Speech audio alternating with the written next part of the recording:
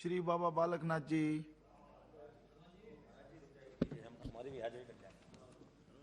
धन्यवाद उपाध्यक्ष जी। आज रेलवे के अनुदान की मांगों पर आपने मुझे बोलने का अवसर दिया। हमारे बीच में यहाँ पर उपस्थित हैं रेलवे मिनिस्टर साहब भी। सबसे पहले तो मैं माननीय मोदी जी को धन्यवाद देता हूँ, हमारे प्रधानमंत्री जी को, जो कि आज़ादी के बाद में पहली बार किसानों के लिए, किसान की चिंता करते हुए और किसान रेल चलाने का कार्य किया। और मैं सौभाग्यशाली हूँ कि मेरे अलवर में सबसे पहली ट्रेन भारत की चली तो अलवर से चली, जो किसान रेल। अलवर से प्याज को लेकर भारत के कोने कोने तक वो रेल लेकर पहुंची है। और इस किसान रेल के माध्यम से किसानों को बहुत बड़ा फायदा हुआ है। किसान रेल के माध्यम से किसानों की सब्जी हो, फल हो, उनकी कोई भी जिन्स हो, चाहे दूध हो, पनीर हो, दूध से बनने वाले सभी प्रोडक्ट हों, आज किसान उस रेल के माध्यम से देश के किसी भी कोने में भेजता है और उसका उचित मूल्य प्राप्त करता है।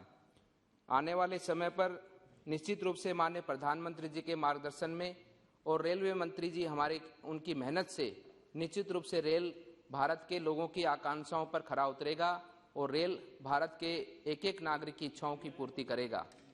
आज मैं देख रहा था कि लोकसभा के इस पावन पवित्र मंदिर के अंदर हमारे सभी माननीय सांसद अपने अपने क्षेत्र की समस्याओं को, अपने अपने क्षेत्र की मांगों को लेकर यहाँ पर रेलवे मंत्री जी के सम्मुख आपके माध्यम से अपने क्षेत्र की डिमांडों को रख रहे थे और इसी विश्वास के साथ रख रहे थे कि ये जो सरकार है, इस सरकार के माध्यम से उनके क्षेत्र का विकास सुनिश्चित है। इस सरकार के माध्यम से वो काम हो सकता है जो 75 वर्षों में देश में नहीं हुआ। अभी मुझसे पूर्व हमारे माननीय सांसद जो मेरे पास में बैठे, उन्होंने बहुत अच्छी बात कही कि जिस प्रकार से प्रत्येक क्षेत्र के अंदर, चाहे ट्रांसपोर्ट क्षेत्र हो, चाहे वायु क्षेत्र हो, सभी क्षेत्रों में बहुत बड़ी उन्नति हुई है। लेकिन आज़ाद भारत में 75 वर्षों के बाद में रेल के अंदर और यात्रियों के आवागमन के अंदर उतनी उन्नति नहीं हुई जितनी होना देश के अंदर आज आवश्यकता थी।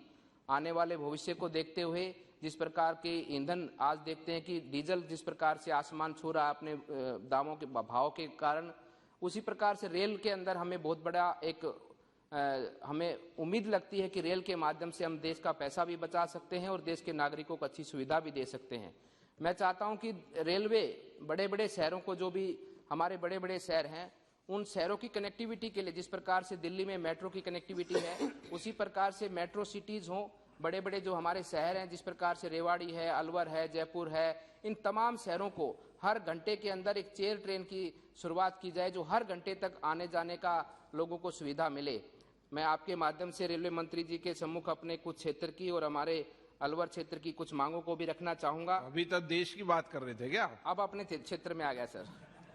तो सब माननीय सदस्य अब अपने क्षेत्र की बात कर लें और जो माननीय सदस्य बोलकर चल जाते हैं उनको व्यवस्था दे दिए कि उनको अगली डिमांड पर बोलने के पहले विचार किया जाएगा कि उनको इजाजत मिली जाए नहीं दी जाए। जो बैठे उनके नाम नोट कर लिए हैं। मैं आपके माध्यम से माननीय रेल मंत्री जी के सम्मुख कुछ विषय हमारे क्षेत्र से जुड़े हुए, अलवर से जुड़े हुए रखना चाहूंगा। मैं मिला भी था माननीय अध्यक्ष महोदय जी, हरियाणा सरकार के अंतर्गत एक रेल कॉरपोरेशन विभाग है, उसके माध्यम से हरियाणा के झज्जर से लेकर कोसली, कनीना, नारनौल और वाया बहरोड होते हुए जो अलवर रेवाड़ी रेल मार्ग है, उससे एक नए रेल मार्ग की फिजिबिलिटी रिपोर्ट तैयार की गई है। वो फिजिबिलिटी रिपोर्ट जल्दी ही रेलवे मंत्रालय के सम्मुख रखी जाएगी, जिसमें राजस्थान की फिजिबिलिटी रिपोर्ट का भी तैयार करने का कार्य हरियाणा रेल कॉरपोरेशन ने किया है। ये रेल मार्ग इन चारों पांचों शहरों को जोड़ेगा, एक नया रेल मार्ग यहाँ पर निकलेगा। इसके माध्यम से जो कि नांगल चौधरी के अंदर जो फ्रेड लॉजिस्टिक हब है उसको भी जोड़ेगा, उसके साथ साथ में जो फ्रेड कॉरिडोर है उसको भी जोड़ेगा और नीमराणा और भिवाड़ी, इन तमाम क्षेत्रों के अंदर जो औद्योगिक बड़ा क्षेत्र है, उन सभी औद्योगिक क्षेत्र को भी इस नए रेल मार्ग से बहुत बड़ा लाभ पहुंचेगा। तो मैं माननीय मंत्री महोदय से निवेदन करूंगा कि इस नए रेल मार्ग को भी आप अपने आने वाले समय के अंदर इस नए रेल मार्ग पर भी काम करने का कार्य करें, जिसके माध्यम से एक नई दिशा और नया रास्ता लोगों के लिए खुलेगा। उसी के साथ साथ में अलवर जिस प्रकार से एक पौराणिक शहर है, ऐतिहासिक शहर है, राजा भर्तृहरि जी की तपोभूमि है, उस पौराणिक ऐतिहासिक शहर के अंदर आप देखते हैं कि बहुत बड़ा इंडस्ट्रियल उद्योग है। एशिया का सबसे बड़ा इंडस्ट्रियल क्षेत्र अलवर के अंदर आता है। वहां पर रोज आने जाने के लिए वहां पर राजधानी की जो हमारी राजधानी एक्सप्रेस है जो अलवर से रोज गुजरती है, लेकिन वो अलवर रुक नहीं पाती है। उसको आज्ञा हमारे रेल मंत्रालय की ओर से होनी है। अगर माननीय रेल मंत्री जी की राजधानी की जो ठहराव की व्यवस्था अलवर में हो जाएगी, तो क्योंकि अलवर के अंदर बहुत बड़े बड़े उद्योगपति आते हैं जो प्लेन से मुंबई से आते हैं, अहमदाबाद से आते हैं, वो यहाँ पर एयरपोर्ट उतरते, फिर यहाँ से गाड़ी में वहाँ पर वापस जाते हैं, तो राजधानी का ठहराव वहाँ पर जरूर होना चाहिए। उसी क्रम में मैं आगे कहना चाहूँगा कि दिल्ली जोधपुर मंडोर एक्सप्रेस जो कि गाड़ी संख्या 12403, 12404 जयपुर से इलाहाबाद सुपरफास्ट एक्सप्रेस का ठहराव जिला अलवर रेलवे स्टेशन राजगढ़ में होना चाहिए। उसी क्रम में गाड़ी संख्या 15013, 15014 रानीखेत एक्सप्रेस का जिला अलवर में रेलवे स्टेशन मालाखेड़ा में ठहराव किया जाने का ग्राम मालाखेड़ा के रेलवे स्टेशन का भी विकास हो, उसके साथ साथ में उस रेलवे स्टेशन की सुविधाओं के ऊपर भी चिंता की जाए। अलवर जिले के अंतर्गत हरसोली एवं आसपास के गांव की आबादी लगभग 1.5 लाख से अधिक है। इस संबंध में पूर्व स्थानीय नागरिकों ने द्वारा महंत चांदना जी जो कि 2014 में वहां पर माननीय सांसद थे मेरे गुरु महाराज जी, उन्होंने भी इसका प्रस्ताव रखा था कि गाड़ी संख्या 15013, 15014 रानीखेत एक्सप्रेस का ठहराव हरसोली रेलवे स्टेशन पे किया जाए। जनहित में गाड़ी संख्या 12461, 12462 दिल्ली जोधपुर मंडोर एक्सप्रेस का बाड़मेर तक विस्तार होने पर जिला अलवर के रेलवे स्टेशन खैरथल का कई ठहराव किया जाए।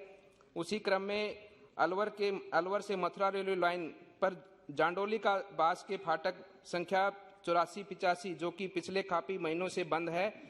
यह रास्ता गोविंदगढ़ और स्टेशन हाईवे को जोड़ता है, जिसके कारण ग्रामीणों को भारी परेशानी का सामना करना पड़ता है। अतः जनहित में अतिशीघ्र खुलवाने की इसमें स्वीकृति जारी करें। अलवर मथुरा की लाइन पर संचालित गाड़ियों की संख्या में वृद्धि होनी चाहिए, जिसके यात्रियों की सुविधा मिल सके। अलवर जंक्शन से मथुरा जंक्शन के लिए प्रातः 5 बजे रेलगाड़ी प्रारंभ की जाए। जनहित में जो गाड़ियां मथुरा जंक्शन तक सीमित हैं उन्हें आगे बढ़ाकर अलवर जंक्शन तक किया जाए। मथुरा जंक्शन से अलवर जंक्शन के लिए साय के समय कोई भी रेलगाड़ी नहीं है। अतः जनहित में 4:30 या 5 बजे मथुरा जंक्शन से अलवर जंक्शन के लिए रेलगाड़ी का प्रारंभ किया जाए।